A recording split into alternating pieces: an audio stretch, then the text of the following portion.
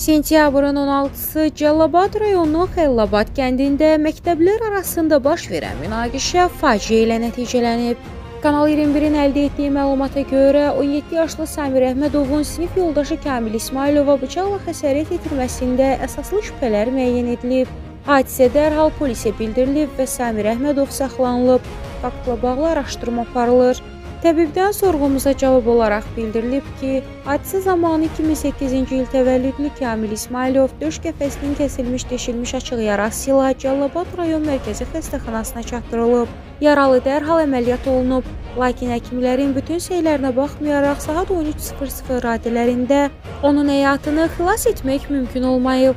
Hadisənin baş vermə səbəbləri və münaqişənin detalları ilə bağlı araşdırmalar davam edir.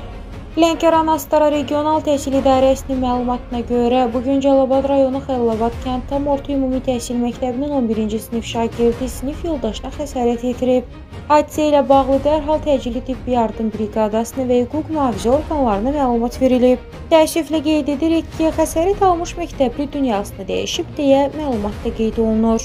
İdarədən həmçinin bildirilib ki, hadisə ilə bağlı aidiyyəti üzrə birgə araşdırmalar aparılır. Məktəblilərin yeniyetməlik dövrü olduğunu, araşdırma prosesinin davam etdiyini nəzərə alaraq, ictimaiyyətdən də bu mövzuda daha həssas davranmalarını, paylaşımlarda rəsmi qurumların açıqlamalarını istinad etməyi xahiş edirik deyə açıqlamada bildirilib.